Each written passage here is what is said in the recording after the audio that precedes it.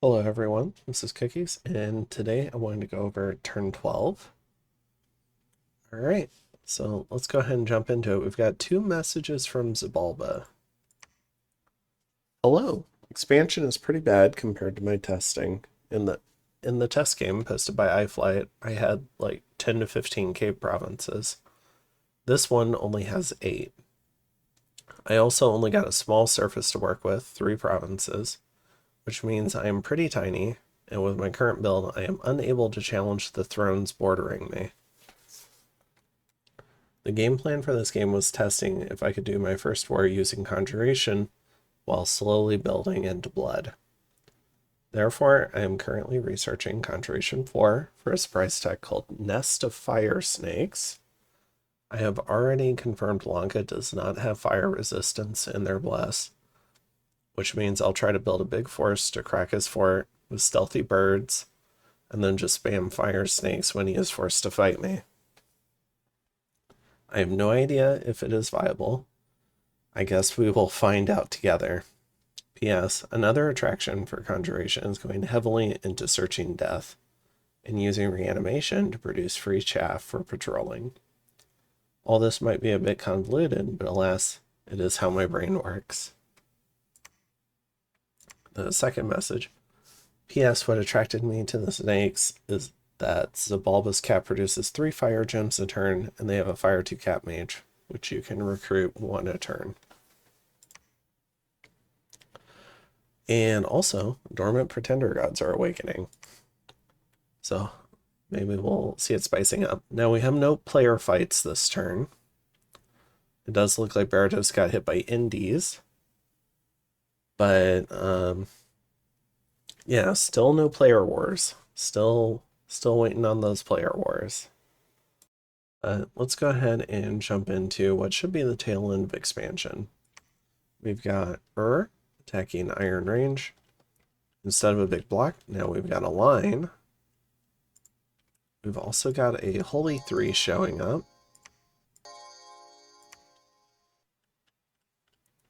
Alright, we got a little horn blower in there. And so we've actually got decent morale up to 15. And this is not the strongest indie pop type, so I think he should be pretty okay. I am a little concerned for this particular Masushu, since it's on the corner. If he's lucky, yeah, he'll get the fear route from the fear effect here. Very nice. So he might not have lost anyone here. Yep. Alright, next up we've got Lanka. Another small party of Palankashas and some bodyguards for the commanders against Lion Tribe.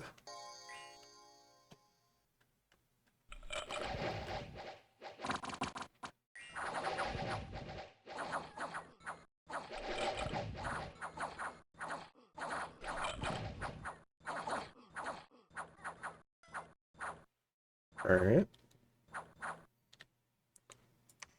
Rolls that. Yep.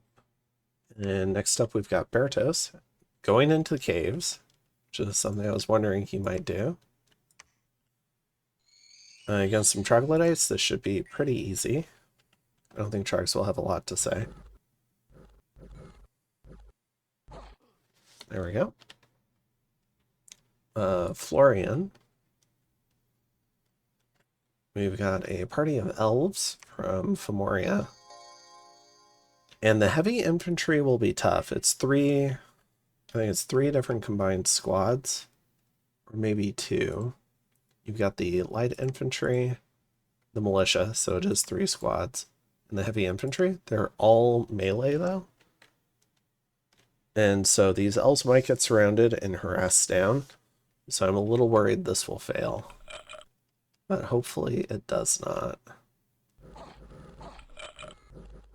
They hit at a pretty good angle.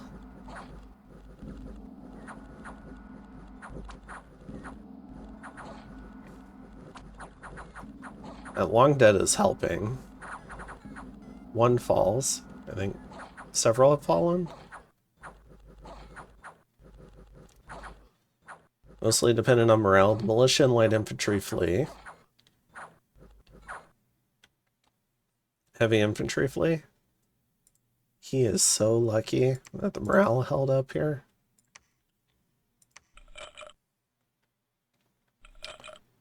Just one elf from that squad surviving.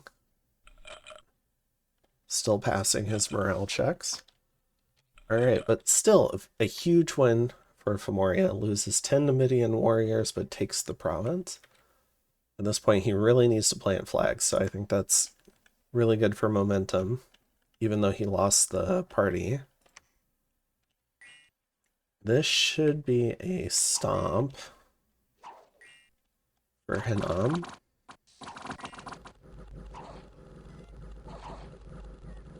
Might lose a couple with these water elementals.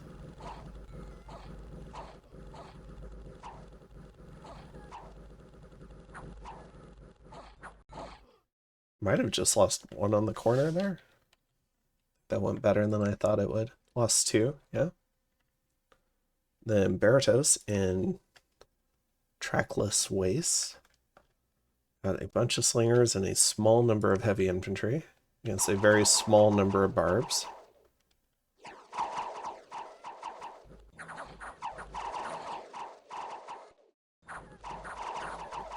Very disjointed attack. Routes because of it. I'm concerned. Barbarians. Everyone leaves except the chief, who's now routed. Alright, that was close. Loses 15 to 14 barbs. I think the formations just got too mixed up. It looks like there were two boxes, but they weren't spaced in any way. Let me take a look again. Yeah, he might have just forgotten to script this. Only put the commander in the back. Okay. For Uric Balcor, got a small party of Oreopata. It's a lot of heavy infantry. They might lose a couple of mounts, is what I'm thinking.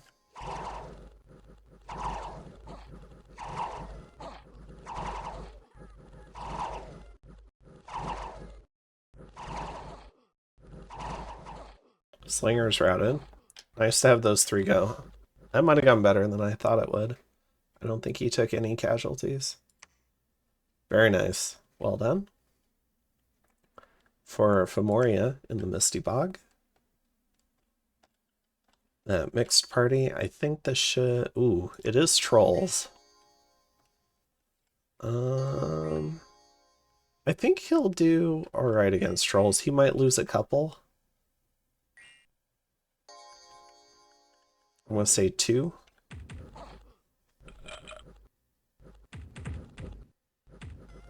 Got reasonably good contact. Very nice. Yeah, lost nothing. All right. I'm underestimating a lot of these parties here. We have a very large Xibalba party. Very mixed again. Trying to snipe the leader. I think it worked.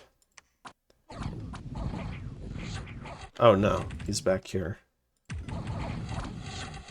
Okay, now he's routed.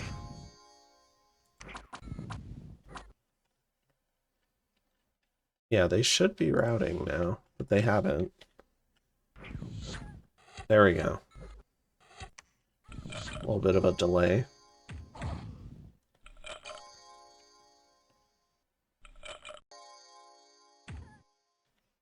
Nice.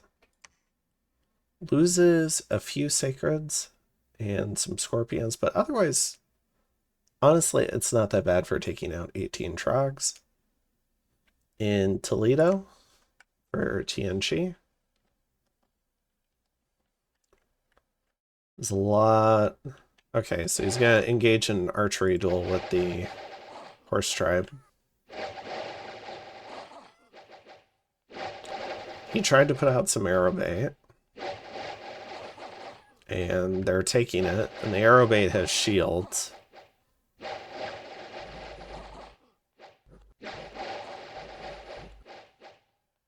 Aerobait is upset about being used as bait. Understandable.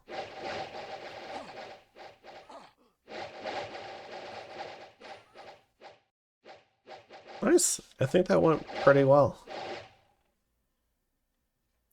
Where was that? It was here. Lost 6 Mercata archers and 4 heavy infantry. Super acceptable. Mekone in Gul Amrad. This is a very large party. They're mostly heavy infantry. I expect him to do well here. Does have his prophet here as well, has this guy. So again, the only thing I'm looking for safety is the effer. Don't want him to get killed.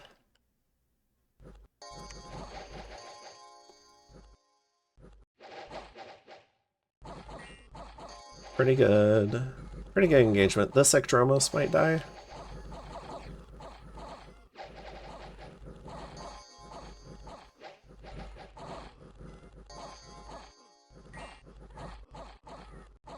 Gets her out.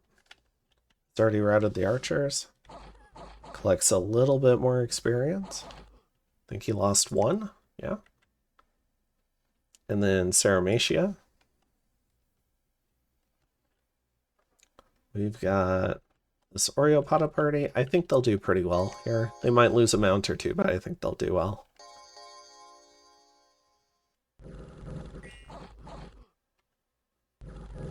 Oh, good. Good job filling in the line. Great contact. Heavy infantry are flanking, but routed the heavy infantry.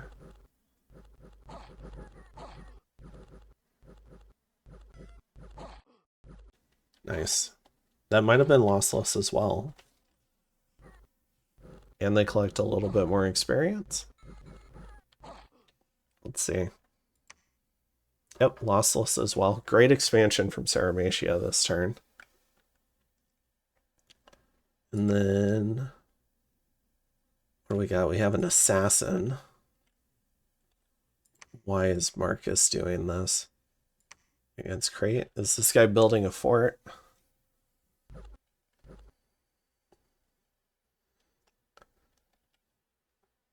Commander's trying to wake up the drunk bar patron. Oh, they're getting drunk together. Doesn't realize someone's dead at the other table.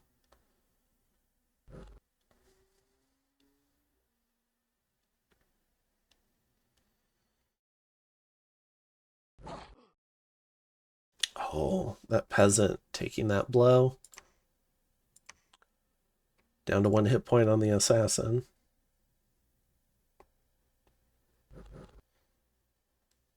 No poison delivered.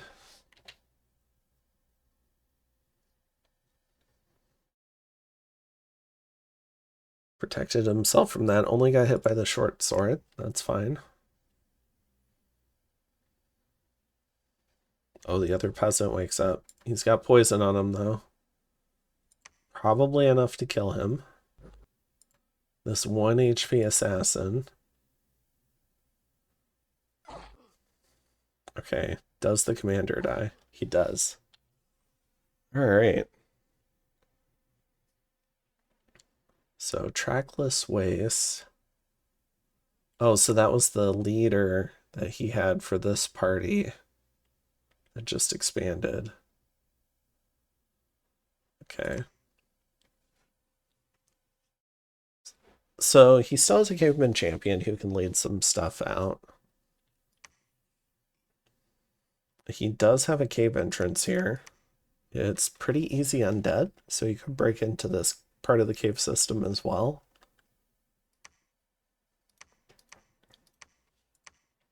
There's a lot of land down here.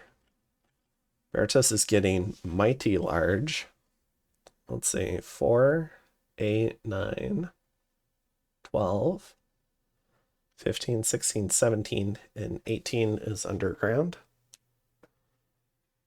Seems like pretty good expansion for this particular map.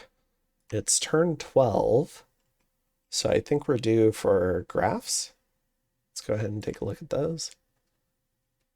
Provinces, we've got Mekone and Berytos out on top.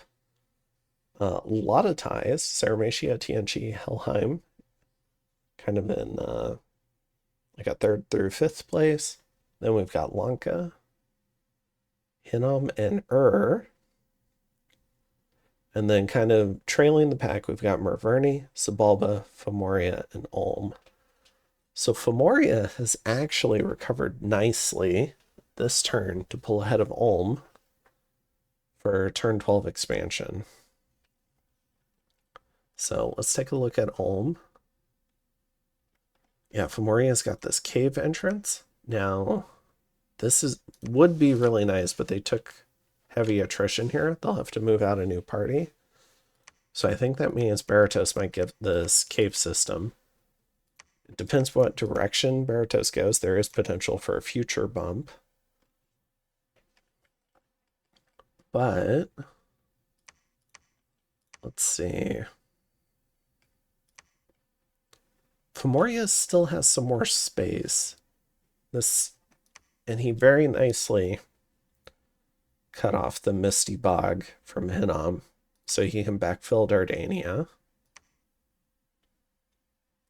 There's still some potential here, although it looks like Marverni might be moving in. So I think this one's going to disappear next turn. We have a party here. Could be heading for Wolfen Plain. Maybe that's negotiated, I'm not sure. Or they'll bump at this large TNG stack. I think either one would slaughter the Hoburgs.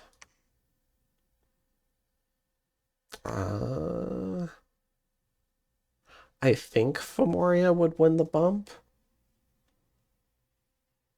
I think they could get the archer. If they can make contact with the archers, I think they'd rout them pretty quickly.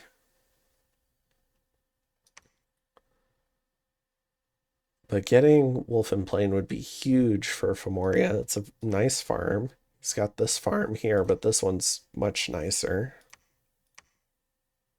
It would also cut off Valorest, which Fomoria would also want. If Fomoria gets... This one's going to be tough.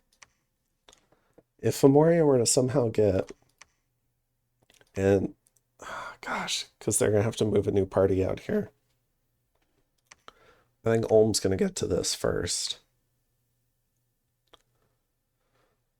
So then I think Fomoria is going to get these two and maybe this one if they win a bump. So that would be 3 more. So 3, 6, 9, 10, 11. That would leave them with 15. I think that's viable. They'd be a little bit behind the curve, but they can recover. And maybe they can Diplo their way out of it. Ulm's position is more difficult. They really got pinched in by Berytos over these 3 provinces. They've got a bunch of difficult barbs down here. They've got this force here, which they might run this into this, but I think that would be a mistake right now. I think you want to go take Worth if you can. And then you can come back for Old Man Mountains. Ulm's really cut off though. Yeah, sorry about the Discord pings. But yeah, that's tough. And then who else is near the bottom? We had Xibalba and Marverni. Xibalba mentioned getting cut off in expansion. It seems like they're intending to fight Lanka in a war early. I think that makes sense. They got cut off here. I think as Lanka maybe going down to Star Peaks and getting some of this would have been good, rather than completely cutting off Xibalba. But maybe Lanka's a little bit salty about the bump.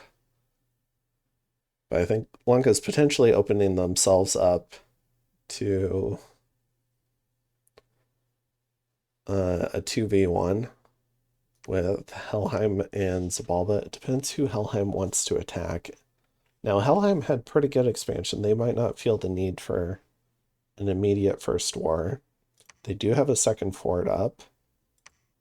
Oh, they found Jervalen Wall, which gives them a fort. So they found a free fort with 1,000 wall integrity. That's huge. It's better than their capital. Oh, they're going to scale so hard right here. Are they also... I think they were building another fort somewhere else. Okay, so they're getting crystal mages.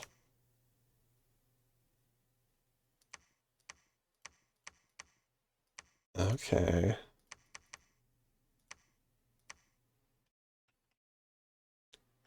Lanka's letting Sauromatia get all of this. I really think Lanka missed an opportunity here. Not that they would know. They couldn't have known that there was so much land down here. They at least found all the land out here. But this is far away from their cap. It's going to be a lot harder to defend this. Unless they win a war versus Xibalba.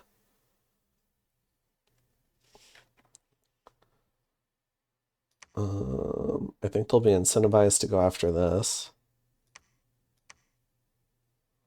And then they're blocked off by mountains.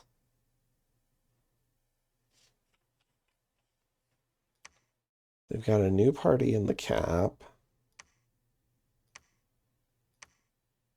Any forts going up? Not yet. Let's take a quick look at forts.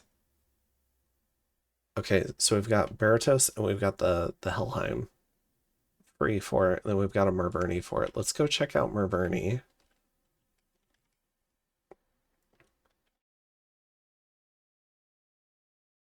Right, it said, oh yeah, they had a palisades come up in Gilgad. And there's still room for expansion here. They could make this fort a lot nicer. There's some good resources here in Karnag. Dancing lights. They're really protecting this hidden gold mine.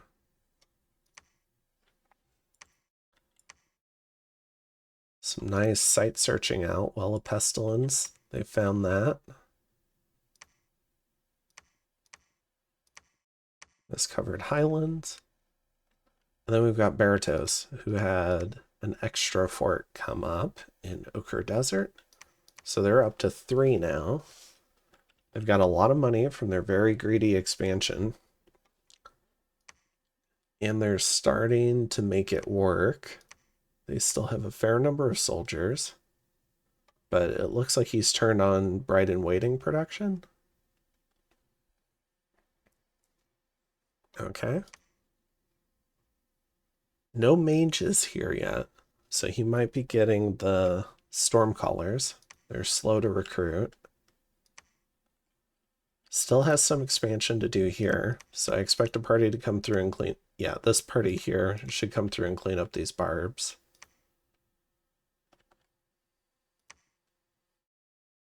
Interesting. Okay. I mean, if he gets away with it, it's going to be a very good Berytos start. But he's got to get away with it. Aldgold might make sense for another fort. It would provide a different sailing outlet. We see the Turtle Warriors here. It's a race, but he's only got 4 Shamblers. There's many more Turtle Warriors here. So I think the potential is the Kalulus go to Hinnom.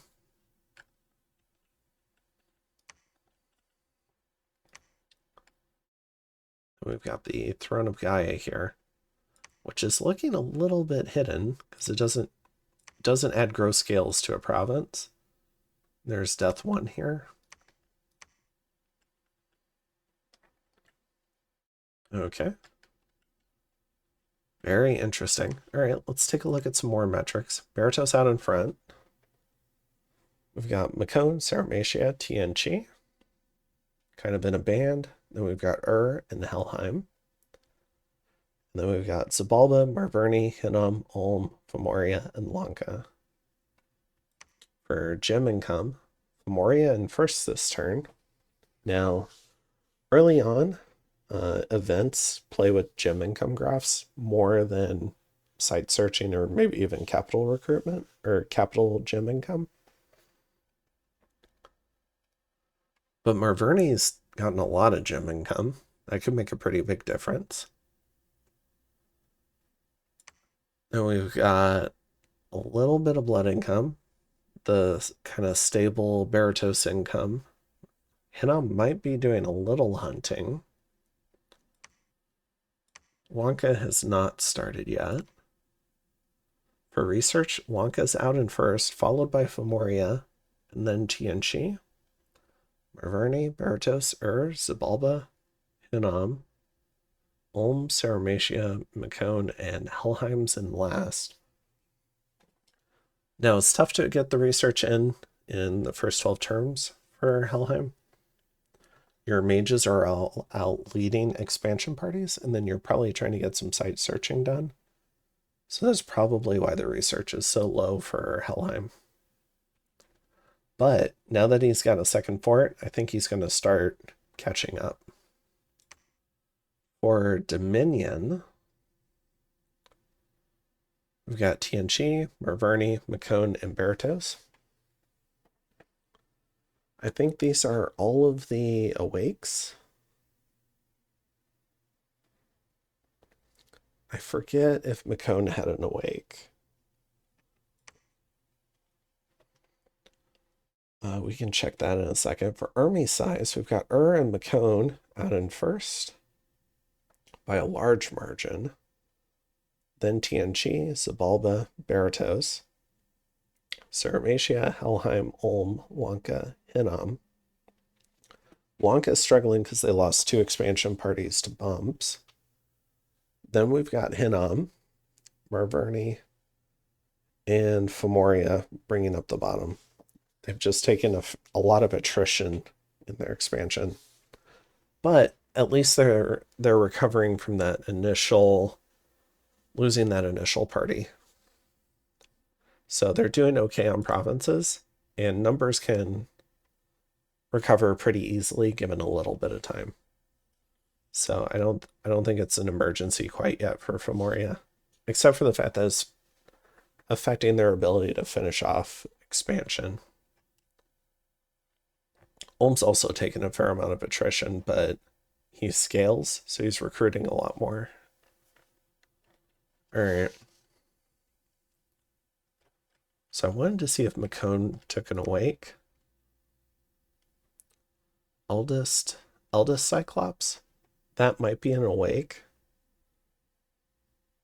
He might have done that for research and maybe some foraging. Yeah, I forgot the naming convention. Okay, so he did take an awake. So that explains his Dom push as well. In terms of the mercenaries, Mekone's wet ones are expiring. We'll see if he renews. I can see several factions bidding on them, trying to get underwater.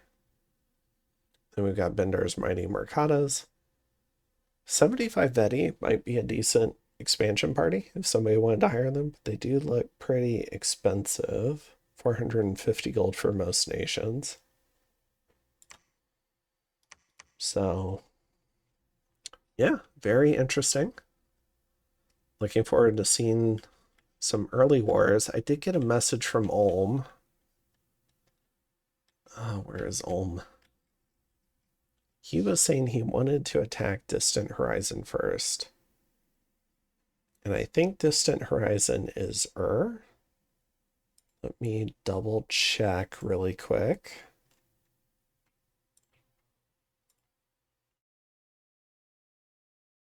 Yeah, so Distant Horizon is So at least that's what I've been told. Is Ulm is thinking about attacking To me, that seems a little bit weird. I think I'd try to make a deal with someone else, like Marverni or Hinnom, for splitting Berytos before he gets his blood up and running. But maybe he's got some other deal with like a Mekone over some type of split like that. I thought had taken this wasteland, but maybe I'm misremembering.